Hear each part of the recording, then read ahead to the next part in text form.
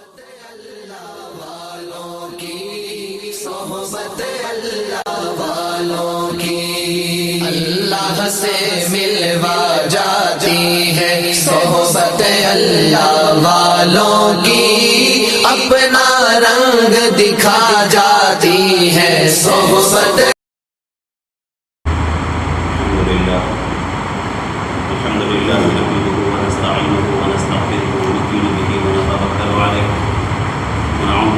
من شرور انفسنا ومن سيئات اعمالنا من يهده الله فلا مضل له ومن يضلل فلا هادي له ونشهد ان لا اله الا الله وحده لا شريك له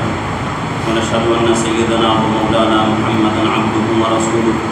وصلى الله عليه وعلى اله واصحابه وبارك وسلم تسليما كثيرا كثيرا اما بعد فاعوذ بالله من الشيطان الرجيم بسم الله الرحمن الرحيم ورسولا إلى بني إسرائيل أني قد جئتكم بآية من ربكم أني أخلق لكم من الطين كهيئة الطير فأنفخ فيه فيكون طيرا بإذن الله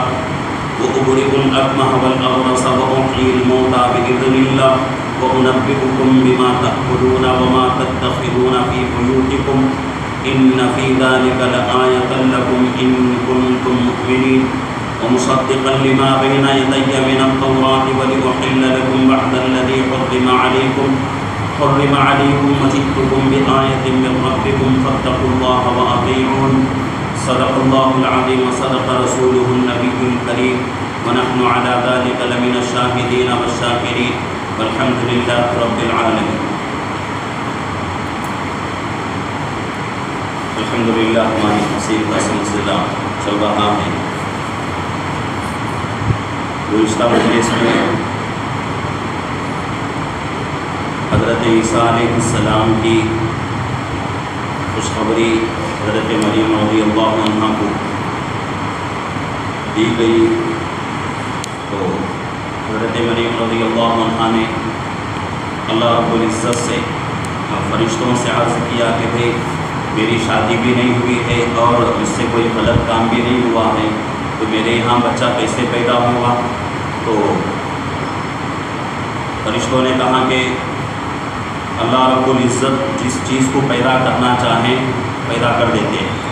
اللہ کے لیے اسباب کی ضرورت نہیں. اور حضرت عیسیٰ علیہ السلام کے بارے میں یہ بات بھی آئی تھی کہ حضرت عیسیٰ علیہ السلام کی خصوصیات کیا ہیں کہ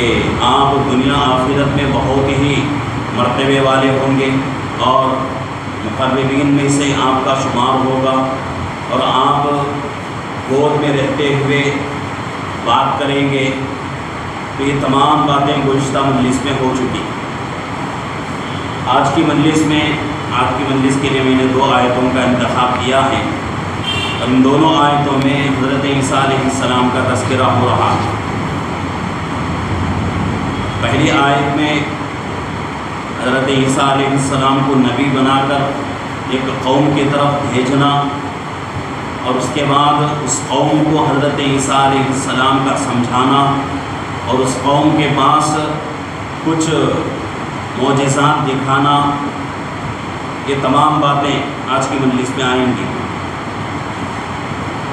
آیت کا ترجمہ سن لیں. اللہ فرما رہے ہیں وَرَسُولًا إِلَىٰ بَنِي إِسْرَائِيل، اور ان کو بنی اسرائیل کی طرف بھیجیں گے پیغمبر بنا کر. انی قد جئتکم بآیۃ من ربکم انی اخلق لکم من الطین کہیئۃ الطیر فانفخ فیہ فیکون طیرا بإذن اللہ وأبرئ الأکمہ والأبرص وأحیی الموتى بإذن اللہ. وہ کہیں گے کہ میں تم لوگوں کے پاس اپنی نبوت کی کافی دلیل لے کر آیا ہوں، کچھ نشانیاں لے کر تمہارے پاس تمہارے رب کی طرف سے آیا. اور وہ نشانیاں کیا ہیں؟ انی اخلق لکم من الطین، کہ میں مٹی سے ایک پرندے کی شکل بناؤں گا کہیئۃ الطیر، اور اس میں فانفخ فیہ، اور اس میں پھونک ماروں گا تو وہ اڑ جائے گا. فیکون طیرا بإذن اللہ، اور وہ اللہ کے حکم سے کیا ہو جائے گا؟ اڑ جائے گا. وأبرئ الأكمه والأبرص وأحيي الموتى بإذن اللہ، اور مادر ذات اندھوں کو، یعنی وہ لوگ جو ماں کے پیٹ سے اندھے پیدا ہوتے ہیں، اور برس کی بیماری والوں کو کیا کر دوں گا میں، ان کی بیماریوں کو ختم کر دوں گا۔ وَأُحْيِي الْمَوْتَىٰ بِإِذْنِ اللَّهِ، اور مردوں کو زندہ کروں گا اللہ کے حکم سے۔ وَأُنَبِّئُكُم بِمَا تَأْكُلُونَ وَمَا تَدَّخِرُونَ فِي بُيُوتِكُمْ، اور ایک معجزے کا یہاں ذکر ہو رہا ہے، اور میں تمہیں تمہارے تعلق سے خبر دوں گا کہ بھئی تم نے کیا کھایا ہے اور کیا چیزیں تم نے اپنے گھروں میں جمع کر کے رکھا ہے۔ ان فی ذلک لآیۃ لکم ان کنتم مؤمنین، بلا شبہ ان میں میری نبوت کی کافی دلیلیں ہیں تم لوگوں کے لیے اگر تم ایمان لانا چاہتے ہو۔ یہ آیت شریفہ کا ترجمہ ہوا۔ تفسیر یہ ہے کہ آپ کو ایک قوم کی طرف نبی بنا کر بھیجنا مقصود تھا، اللہ کو یہی جو ہے راضی تھا، اللہ کو یہی جو ہے پسند تھا کہ آپ کو ایک قوم کی طرف نبی بنا کر بھیجیں، اور وہ قوم کون سی ہے اللہ اس کا یہاں تذکرہ کر رہے ہیں، بنی اسرائیل۔ بنی اسرائیل کی طرف آپ کو نبی بنا کر بھیجا گیا۔ اور یہاں رک کر کچھ باتیں سمجھنے کی ضرورت ہے کہ آج عیسائی لوگ کہتے ہیں کہ بھئی عیسیٰ علیہ السلام جو ہیں پورے قیامت تک کے لیے نبی ہیں، حالانکہ اللہ رب العزت قرآن پاک میں صاف فرما رہے ہیں وَرَسُولًا إِلَىٰ بَنِي إِسرائیل، ان کو رسول بنا کر بھیجیں گے کس کی طرف، بنی اسرائیل کی طرف۔ اور حضرت عیسیٰ علیہ السلام کے خود واقعے سے بھی جو ہے پتہ چلتا ہے۔ ایک مرتبہ کیا ہوا، ایک عورت حضرت عیسیٰ علیہ السلام کی خدمت اقدس میں آئی اور آ کر کہنے لگی کہ اے نبی آپ میرے لیے کچھ جو ہے نصیحت کر دیجئے اور مجھے جو ہے آپ سے فیض حاصل کرنے کا موقع دیجئے۔ تو حضرت عیسیٰ علیہ السلام نے کہا کہ بھئی یہ نہیں ہو سکتا، آپ چلے جاؤ۔ تو اس عورت نے بہت اصرار کیا، لیکن حضرت عیسیٰ علیہ السلام اس کو منع کر دیا، اور آخر میں کہا کہ بھئی میں تو بنی اسرائیل کے گم ہوئے لوگوں کی طرف، یعنی گمراہ لوگوں کی طرف مجھے جو ہے نبی بنا کر بھیجا گیا ہے۔ اور ایک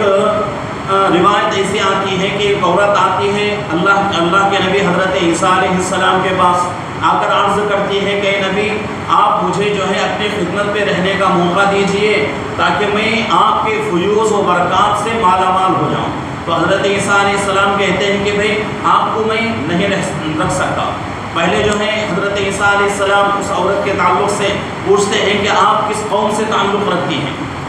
تو وہ بتاتی ہیں کہ بھئی فلانا میرا جو ہے قبیلہ ہے۔ تو حضرت عیسیٰ علیہ السلام منع کر دیتے ہیں کہ آپ کو میں اپنی خدمت پہ نہیں رکھ سکتا، اور میں آپ کو اپنے فیوض و برکات سے مالا مال بھی نہیں کر سکتا۔ تو حضرت عیسیٰ علیہ السلام کے اس بات پر وہ عورت جو ہے بہت اصرار کرتی ہے۔ تو حضرت عیسیٰ علیہ السلام جو ہے ایسا لفظ کہتے ہیں کہ حضرت عیسیٰ علیہ السلام کا کہنا مقصود یہ تھا کہ بھئی میں جو ہے ایسی قوم کی طرف بھیجا گیا ہوں، وہ قوم جو ہے بہت گمراہ قوم ہے اور بہت ہی ٹیڑھی قسم کی قوم ہے، اس قوم کی طرف میں بھیجا گیا ہوں۔ اور اسی درمیان میں حضرت عیسیٰ علیہ السلام کتے کا لفظ بھی استعمال کرتے ہیں۔ تو وہ عورت کہتی ہے کہ اے نبی آپ کی بات سچی ہے، لیکن کتا بھی تو اللہ کے مخلوق میں سے ہے، اور کتے کو بھی تو فیوض و برکات کی ضرورت ہوتی ہے، کتے کو بھی تو کچھ جو ہے چیزوں کی ضرورت پڑتی ہے، اور ان چیزوں کا کتا بھی محتاج ہے۔ تو میں بھی جو ہے اسی کتے جیسی سمجھ لیجئے مجھے بھی کہ میں بھی جو ہے آپ کے فیوض و برکات کے محتاج ہوں، اور آپ کی خدمت میں رہ کر میں بھی جو ہے آپ سے فائدہ حاصل کرنا چاہتی ہوں۔ تو حضرت عیسیٰ علیہ السلام اتنا سارا کہنے کے باوجود بھی عورت کو منع کر دیتے ہیں، عورت چلی جاتی ہے۔ جانے کے بعد آپ کے شاگرد جو رہتے ہیں اور آپ کے حوالیین جو مجلس میں رہتے ہیں، وہ لوگ پوچھتے ہیں کہ آپ نے ایسا کیوں کیا، کہ ایک عورت آ کر کہتی ہے کہ میں آپ کی خدمت میں رہنا چاہتی ہوں اور آپ کی فیوض و برکات سے مالا مال ہونا چاہتی ہوں، لیکن آپ نے اس کو منع کر دیا اور بھیج دیا، کیا مطلب؟ تو حضرت عیسیٰ علیہ السلام کہتے ہیں کہ بھئی کہتے ہیں کہ وہ عورت جس قبیلے سے تعلق رکھتی ہے وہ قبیلہ میری قوم میں اس کا شمار نہیں ہوتا، اس قبیلے کا میرے قوم میں شمار نہیں ہوتا، میں اس قبیلے کا نبی نہیں ہوں، میں صرف بنی اسرائیل کا نبی ہوں، اس قبیلے کا نبی کوئی اور ہے، اس عورت کے لیے ضروری ہے اس عورت کے لیے کہ وہ عورت جو ہے اس نبی کے پاس چلی جائے۔ تو یہ جو ہے اس سے پتہ چلتا ہے کہ حضرت عیسیٰ علیہ السلام قیامت تک کے لیے نبی نہیں ہیں، بلکہ صرف بنی اسرائیل کے نبی ہیں۔ بنی اسرائیل یہ قوم ہے، یہ قوم کے آپ جو ہے نبی ہیں۔ تو آج جو لوگ کہتے ہیں کہ بھئی قیامت تک کے لیے آپ کو نبی بنا کر بھیجا گیا ہے، عیسائی لوگ کہتے ہیں، تو ان کا یہ کہنا بالکل غلط ہے۔ اللہ کے نبی پاک صلی اللہ علیہ وسلم کے بارے میں آتا ہے کہ اللہ کے نبی پاک صلی اللہ علیہ وسلم کے تعلق سے قرآن پاک کے اندر بہت ساری آیتیں موجود ہیں جس میں بتایا جاتا ہے کہ آپ کو تمام انسانوں کے لیے نبی بنا کر بھیجا گیا ہے۔ آپ کسی ایک قوم کے نبی نہیں، کسی ایک جماعت کے نبی نہیں، کسی ایک قبیلے کے، کسی ایک خاندان کے آپ نبی نہیں، بلکہ پوری انسانیت کے لیے آپ کو نبی بنا کر بھیجا گیا ہے۔ پورے دنیا کے انسان آپ کے امت میں شمار ہوتے ہیں۔ تو آپ علیہ السلام کو اللہ نے تمام نبیوں کے آخر میں بھیجا ہے، لیکن قیامت تک کے لیے آپ کو نبی بنا کر بھیجا ہے۔ ایسا نہیں کہ بھئی آپ جو ہے صرف ایک قوم کے نبی، ایک جماعت کے نبی، ایک قبیلے کے، خاندان کے نبی، ایسا نہیں ہے۔ جتنے بھی نبی آئے ہیں دنیا کے اندر، ہر نبی کی ایک حد ہوتی تھی، اس کی جو ہے رسالت کی اور اس کی جو ہے نبوت کی ایک حد ہوتی تھی کہ اسی دائرے میں رہ کر نبی کیا کرتے تھے، محنت کرتے تھے۔ اسی قوم کے اوپر پوری توجہ ہوتی تھی، اسی جماعت کے اوپر پوری جو ہے پورے لگن کے ساتھ اسی جماعت کے اوپر محنت کرتے تھے انبیاء۔ لیکن اللہ کے نبی پاک صلی اللہ علیہ وسلم دوسرے نبیوں کی طرح نہیں ہیں، بلکہ آپ تمام دنیا کے انسانوں کے نبی ہیں، اور صرف اس زمانے کے نبی نہیں بلکہ قیامت کے صبح تک جتنے انسان آئیں گے اور جتنے انسان آئے چلے گئے دنیا سے، آئندہ جتنے انسان آ رہے ہیں دنیا میں، تمام انسانوں کے قیامت کے صبح تک کے لیے آپ کو نبی بنا کر بھیجا گیا ہے۔ لیکن حضرت عیسیٰ علیہ السلام کا مسئلہ ایسا نہیں ہے۔ حضرت عیسیٰ علیہ السلام صرف ایک قوم کے نبی، صرف بنی اسرائیل کے آپ کو نبی بنا کر بھیجا گیا۔ اب آگے جو ہے اللہ فرما رہے ہیں کہ حضرت عیسیٰ علیہ السلام کہتے ہیں انی قد جئتکم بآیۃ من ربکم، بے شک میں نے آپ کے پاس آپ کے رب کی طرف سے کچھ نشانیاں لایا ہوں۔ بے شک میں آپ کے پاس، یعنی بنی اسرائیل کو حضرت عیسیٰ علیہ السلام کہتے ہیں کہ بھئی میں اللہ کی طرف سے نبی بنا کر بھیجا گیا ہوں، اگر آپ میری بات نہیں مانتے تو کچھ نشانیاں میرے پاس ہیں، ان نشانیوں کو میں تمہیں دکھا دوں گا تو تمہیں یقین ہو جائے گا کہ میں نبی ہوں۔ اور وہ نشانیاں کیا ہیں؟ انہی کو جو ہے قرآن کے الفاظ میں، حدیث کے زبان میں معجزات کہا جاتا ہے۔ معجزے نبی کے ساتھ خاص ہوتے ہیں۔ ہر نبی، دنیا کے اندر کوئی نبی ایسا نہیں جس کے ساتھ معجزے نہ ہوئے ہوں۔ ہر نبی کے ساتھ اللہ رب العزت نے معجزے عطا فرمائے۔ معجزات میں اور کرامات میں بہت بڑا فرق ہوتا ہے۔ معجزہ صرف نبی کے ساتھ خاص، اور کرامات تمام نیک اللہ کے نیک بندوں کے ساتھ عام ہوتا ہے۔ اس کے اندر نبی بھی شامل ہو سکتا ہے، صحابی بھی شامل ہو سکتا ہے، اور ان کے بعد تابعین ہیں، تبع تابعین ہیں، آج کے زمانے کے بہت سارے بزرگان دین ہیں، ان کو بھی اللہ رب العزت کرامت عطا کیے ہیں۔ تو کرامت جو ہے اللہ کے نبیوں کے ساتھ خاص نہیں، بلکہ صرف معجزات جو ہوتے ہیں وہ نبیوں کے ساتھ خاص ہوتے ہیں۔ کرامات جو ہیں اللہ کے نیک بندوں کے ساتھ عام ہوتے ہیں۔ جو بندہ جتنا زیادہ اللہ کا قریب ہوتا ہے، اللہ رب العزت اس کے ہاتھ سے اتنے ہی کرامات ظاہر کرتے ہیں۔ اب معجزہ کس کو کہتے ہیں، اس کو بھی سمجھنے کی ضرورت ہے کہ بھئی معجزے کا لفظ آ رہا ہے، معجزہ کس کا نام؟ کیا کوئی پرندہ ہے، کیا کوئی جانور ہے، یا کوئی ایسی چیز ہے؟ تو اس کے بارے میں بھی جو ہے سمجھنے کی ضرورت ہے۔ تو مفسرین فرماتے ہیں کہ معجزہ ایسی چیز ہے کہ لوگ اس کسی چیز کے تعلق سے لوگوں کے اندر یہ جو ہے مشہور ہو جائے کہ بھئی یہ کام نہیں ہو سکتا، کسی سے بھی یہ کام حل نہیں ہو سکتا، تو وقت کا نبی اس کام کو حل کر کے دکھا دیتا ہے، وقت کا نبی اس کام کو پورا کر کے دکھا دیتا ہے۔ اور اس سے بھی جو ہے موٹے الفاظ میں اگر سمجھنا ہے تو معجزہ اس چیز کو کہتے ہیں کہ بندے کا دماغ جس چیز کو قبول نہ کرے، وہ چیز اگر کوئی نبی کرتا ہے تو اس کو معجزہ کہتے ہیں۔ تو حضرت عیسیٰ علیہ السلام بھی یہاں کہتے ہیں کہ بھئی میں اللہ کی طرف سے نبی بنا کر بھیجا گیا ہوں، اور میرے پاس کچھ دلیلیں ہیں اور کچھ معجزات میرے پاس ہیں، اور وہ معجزات کا یہاں تذکرہ کر رہے ہیں۔ کتنے معجزے ہو رہے ہیں؟ انی اخلق لکم من الطین کہیئۃ الطیر فانفخ فیہ فیکون طیرا باذن اللہ، پہلا معجزہ۔ وہ ابرئ الاکمہ، دوسرا دوسرا والابرص تیسرا واحیی الموتى باذن اللہ چوتھا وانبئکم بما تاکلون وما تدخرون فی بیوتکم یہ پانچواں 5 معجزے یہاں ذکر ہو رہے ہیں۔ اب اس میں سے پہلا معجزہ کیا ہے؟ حضرت عیسیٰ علیہ السلام کہتے ہیں کہ بھئی میں اللہ کی طرف سے نبی بنا کر بھیجا گیا ہوں، اگر آپ کو یقین نہیں ہوتا تو اللہ رب العزت نے میرے ہاتھ میں کچھ معجزات عطا کیے ہیں، ان معجزات کو میں آپ کے پاس آپ کے آنکھوں کے سامنے کر کے دکھاتا ہوں۔ اس میں سے پہلی چیز انی اخلق لکم من الطین، کیا کروں گا میں مٹی سے ایک پرندے کی شکل بناؤں گا، کہے الطیر فانفخ فیہ، اور اس میں مٹی سے پرندے کی ایک شکل بنا کر اس میں پھونک ماروں گا، اس کے بعد فانفخ فیہ فیکون طیرا باذن اللہ، اور اس کو پھونک مارتے ہی وہ پرندہ کیا ہو جائے گا؟ اللہ کے حکم سے، اللہ کی اجازت سے اڑ کے چلا جائے گا۔ اسی طریقے سے دوسرے معجزے کا یہاں تذکرہ ہو رہا ہے وہ ابرئ الاکمہ، وہ آدمی جو ماں کے پیٹ سے اندھا ہے، اب بھی جو ہے اندھا ہے، لیکن اندھا ہونے کے باوجود میں اس کو کیا کروں گا؟ اپنے معجزات سے اس کے آنکھ میں دیکھنے کی طاقت دے دوں گا، اور وہ آدمی جو ہے اللہ کے حکم سے اس کے اندر جو ہے دیکھنے کی طاقت پیدا ہو جائے گی۔ والابرص، اور برص کی بیماری والے کو میں کیا کروں گا؟ شفا دے دوں گا۔ برص کس کو کہتے ہیں کہ برص ایک بیماری ہے، بہت ہی خطرناک بیماری ہے کہ وہ بیماری، اس کا تذکرہ جو ہے کتابوں کے اندر یوں لکھا ہوا ہے کہ برص وہ بیماری ہے کہ آدمی کے بدن سے چمڑا خود بخود نکلتا رہتا ہے۔ دھوپ میں جب آدمی چلا جائے گا تو دھوپ کی وجہ سے کسی کو جو ہے ایسا ہوتا ہے کہ ہمارے جو ہے ساتھیوں میں ایک ساتھی ایسے تھے کہ جن کو جو ہے یہ شکایت تھی، اور وہ جو ہے جس کو بھی یہ شکایت ہوتی ہے، جس کو بھی بیماری ہوتی ہے، اس کے پاس جو ہے اس کے بدن سے بہت ہی بری بدبو نکلتی ہے،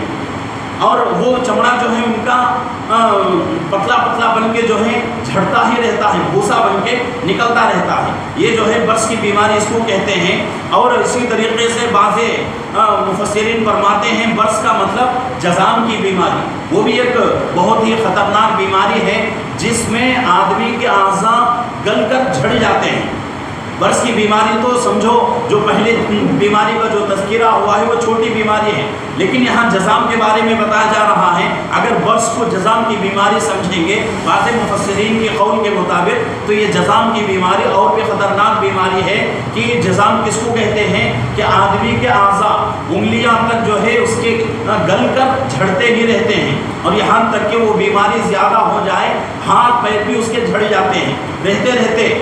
کوئی جو ہے اس کو کاٹنے کی ضرورت نہیں، کسی قسم کی جو ہے دقت اٹھانے کی ضرورت نہیں، پریشانی اٹھانے کی ضرورت نہیں، بلکہ خود بخود اعضاء جو ہے گل کے سڑ کے جو ہے گرنے شروع ہو جاتے ہیں۔ یہ جذام کی بیماری اس کو کہا جاتا ہے۔ اور بعض مفسرین کہتے ہیں کہ بھئی برص جو ہے کوڑ کی بیماری ہے، کوڑ بھی جو ہے ایک قسم کی بیماری ہے، ہم سب کو معلوم بھی ہے۔ تو یہ 3 قسم کی بیماریوں کا یہاں جو ہے تذکرہ ہو رہا ہے۔ برص کہہ کر تینوں بیماریوں میں سے کسی ایک بیماری کو مفسرین جو ہے مراد لے رہے ہیں۔ تو یہ بیماری جو ہے اس زمانے میں، یعنی حضرت عیسیٰ علیہ السلام جب نبی بنا کر بھیجے گئے اس زمانے میں بڑی خطرناک بیماری تھی،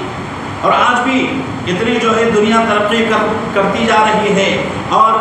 اتنی جو ہے میڈیکل لائن سے جو ہے دنیا بہت آگے نکل چکی ہے، لیکن اس کے باوجود بھی آج بھی دنیا کے اندر کچھ بیماریاں ایسی ہیں کہ جن بیماریوں کا اچھی طریقے سے پتہ لگانا بھی مشکل۔ بعض بیماریاں ایسی آ گئی اگر پتہ لگا بھی لیے تو اس کا علاج مشکل۔ تو اتنی جو ہے ترقی ہونے کے باوجود بھی کچھ بیماریاں جن کا جو ہے کوئی پتہ ہی نہیں چل رہا ہے، اور پتہ چل جائے تو اس کا جو ہے علاج نہیں ہو رہا ہے، تو آج کے زمانے کا بھی مسئلہ ہے۔ تو اسی طریقے سے حضرت عیسیٰ علیہ السلام کے زمانے میں برص کی بیماری بہت ہی خطرناک بیماری تھی۔ مفسرین فرماتے ہیں کہ اس زمانے میں یہ ایک چیلنج تھا کس کو؟ ان لوگوں کے لیے جو طبی اعتبار سے طبی میدان میں ماہر ہوتے ہیں، یعنی کہ ڈاکٹر اور اسی طریقے سے حکیم جو حضرات ہوتے ہیں، ان کے لیے ایک بہت بڑا چیلنج تھا کہ اس زمانے میں بڑے بڑے حکیم حکما جو ہے گزرے ہیں، اور اس زمانے کے بڑے بڑے حکیم لوگ مل کر بھی اس بیماری کے لیے دوا تیار نہیں کر سکے۔ تو ایسے زمانے میں حضرت عیسیٰ علیہ السلام اس بیماری کو شفا دے رہے ہیں اللہ کی اجازت سے۔ تو یہ بھی ایک اللہ کے نبی حضرت عیسیٰ علیہ السلام کا بہت بڑا معجزہ ہے۔ اور چوتھا معجزہ وہ احیی الموتیٰ بإذن اللہ، مردے کو زندہ کرنا، مردے کو زندہ کرنے کا ایک معجزہ حضرت عیسیٰ علیہ السلام کو اللہ نے عطا فرمایا ہے۔ اور مفسرین فرماتے ہیں، تفسیروں میں لکھا ہوا ہے کہ حضرت عیسیٰ علیہ السلام نے اپنے زمانے میں 4 مردوں کو زندہ کیا ہے۔ اس میں سے ایک حضرت عیسیٰ علیہ السلام کا ایک دوست تھا جس کا نام تفسیر میں آزر لکھا ہوا ہے۔ آزر الگ ہے، آزر الگ ہے۔ آزر الف مد کے ساتھ وہ حضرت ابراہیم علیہ السلام کے والد کا نام آزر، اور یہاں جو ہے الف مد کے ساتھ نہیں بلکہ عین کے لفظ کے ساتھ ہے آزر۔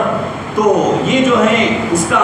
حضرت عیسیٰ علیہ السلام کے دوست کا نام تھا، اور حضرت عیسیٰ علیہ السلام کے گھر اور اس دوست کے گھر کے درمیان کئی دن کی مسافت تھی، کئی دن چل کر، کئی دن سفر میں جا کر اس کے گھر تک پہنچنا ہوتا تھا۔ تو وہ آدمی جو ہے کیا ہو گیا، بیماری میں مبتلا ہو گیا۔ مبتلا ہونے کے بعد بہت جو ہے حکیموں نے آ کر علاج کیا، لیکن علاج نہیں ہو سکا۔ تو اس کی ایک بہن تھی، اس نے حضرت عیسیٰ علیہ السلام کی خدمت میں پہنچی اور پہنچ کر حضرت عیسیٰ علیہ السلام سے عرض کیا کہ میرا بھائی جو ہے بہت بیماری میں مبتلا ہو چکا ہے، اب جو ہے بالکل جو ہے مرنے کے قریب ہے، مرض الموت کے عالم میں پہنچ چکا ہے، آپ چلو اور اس کی بیماری کو جو ہے کچھ نہ کچھ جو ہے شفا مل جائے۔ تو حضرت عیسیٰ علیہ السلام سفر شروع کی۔ تو تفسیر میں لکھا ہوا ہے کہ 3 دن سے بھی زیادہ وقت گزرا حضرت عیسیٰ علیہ السلام کو اپنے دوست کے گھر پہنچتے۔ تو جب تک حضرت عیسیٰ علیہ السلام وہاں پہنچتے کہ ان کے دوست کا انتقال ہو چکا تھا، اور انتقال ہو کر ان کو جو ہے نہلا کر کفن بھی دے کر دفن بھی کر دیے تھے، دفن بھی ہو چکا تھا ان کا۔ لیکن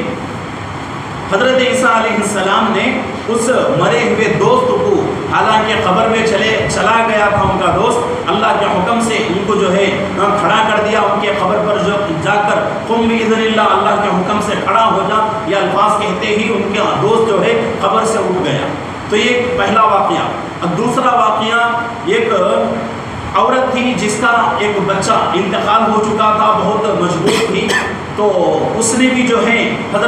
اس کی بچی تھی، اس کی بچی کا انتقال ہو چکا تھا، اس نے بھی حضرت عیسیٰ علیہ السلام کے پاس آ کر منت سماجت کی، تو حضرت عیسیٰ علیہ السلام نے اس کو بھی زندہ کر دیا۔ اور ایک بہت ہی بوڑھا آدمی اور بہت ہی ضعیف، بہت ہی کمزور آدمی تھا، اس آدمی کا بھی ایک لڑکا انتقال ہو چکا تھا، اس نے بھی آ کر حضرت عیسیٰ علیہ السلام کے پاس عرض کیا، تو حضرت عیسیٰ علیہ السلام نے اس کے بچے کو بھی زندہ کر دیا۔ اور چوتھا حضرت نوح علیہ السلام کا بیٹا، جس کا نام تفسیر میں سام بتایا جاتا ہے، سام لکھا ہوا ہے، اس کو بھی حضرت عیسیٰ علیہ السلام نے زندہ کیا۔ اب اس کے بعد وہ لوگ کب تک زندہ رہے، کتنے دن زندہ رہے، اس کا تذکرہ تفسیر میں جو ہے موجود نہیں ہے، صحیح قول کے مطابق کوئی جو ہے بات بتائی نہیں گئی۔ تو یہاں جو ہے حضرت عیسیٰ علیہ السلام جو ہے اپنی زندگی میں 4 لوگوں کو جو مرے ہوئے تھے ان کو زندہ کیا، تو یہ ایک بہت بڑا معجزہ تھا۔ اور اس کے ساتھ حضرت عیسیٰ علیہ السلام کہتے ہیں کہ بھئی وہ انبئکم بما تأکلون وما تدخرون فی بیوتکم، کہ تم لوگ اپنے گھروں میں کیا کھاتے ہو اور کتنا جمع کر کے رکھتے ہو، کیا جمع کر کے رکھتے ہو، اس کی بھی خبر میں کیا کر دوں گا، تمہیں دے دوں گا۔ تو یہ 5 معجزوں کا یہاں تذکرہ ہو رہا ہے، اور اس میں سے جو ہے پہلا معجزہ کیا ہے، انی اخلق لکم من الطین، یعنی مٹی سے چڑیے کی شکل بنا کر اس میں پھونک مار کر اس کو اڑانا۔ تو اس میں جو ہے ایک مسئلہ ہے، مسئلہ کیا ہے کہ بھئی ہماری شریعت کے اندر کسی جو ہے جاندار کی تصویر بنانا، تو یہ ہماری شریعت کے اندر جائز نہیں، لیکن حضرت عیسیٰ علیہ السلام کی شریعت میں جائز تھا، تو اس لیے حضرت عیسیٰ علیہ السلام اس کے ذریعے سے اپنے معجزے کا اظہار کر رہے ہیں۔ تو اس سے جو ہے یہ مطلب نہیں لینا چاہیے کہ بھئی حضرت عیسیٰ علیہ السلام جو ہے چڑیا بنا کر اپنے ہاتھوں سے اڑا رہے ہیں، وہاں جو ہے حضرت عیسیٰ علیہ السلام اللہ کے نبی ہونے کے باوجود جو ہے تصویر کا جو ہے یہ ہو رہا ہے، تصویر کا کام ہو رہا ہے، تو آج کل ہم کریں گے تو اس میں کیا ہونا۔ تو جب نبی بدلتے ہیں، رسول بدلتے ہیں، تو احکام بھی بدل جاتے ہیں، شریعت بھی بدل جاتی ہے۔ حضرت عیسیٰ علیہ السلام کی شریعت اور تھی، اور اللہ کے نبی پاک صلی اللہ علیہ وسلم کی شریعت اور ہے، جس کے اندر بہت ساری چیزوں سے منع کر دیا گیا ہے، اس میں سے ایک تصویر بھی ہے۔ اور اسی طریقے سے آگے فرمایا جا رہا ہے، ان فی ذلک لآیۃ لکم ان کنتم مؤمنین، بلا شبہ میرے پاس ان کی جو ہے بہت کافی دلیلیں ہیں، یعنی دلیل کا مطلب کیا ہے، بہت ساری جو ہے معجزات ہیں، ان معجزات کو میں تمہارے لیے پیش کر رہا ہوں، اگر تم جو ہے مومنین ہو تو ان کو جو ہے سچا سمجھ لو، اگر تمہارے اندر ایمان ہے تو تم جو ہے ان معجزات کو سچا سمجھو۔ تو اوپر میں نے بتایا کہ بھائی ہر نبی جو بھی دنیا میں آتا ہے، ہر نبی کے ساتھ کوئی نہ کوئی معجزہ ضرور ہوتا ہے، لیکن معجزے جو ہیں جتنے بھی نبی آئے ہیں اپنے اپنے زمانے تک ان کے معجزے چلے، اور ہمارے اور آپ کے آقا محمد الرسول اللہ صلی اللہ علیہ وسلم کے بھی بہت سارے معجزات، تفسیر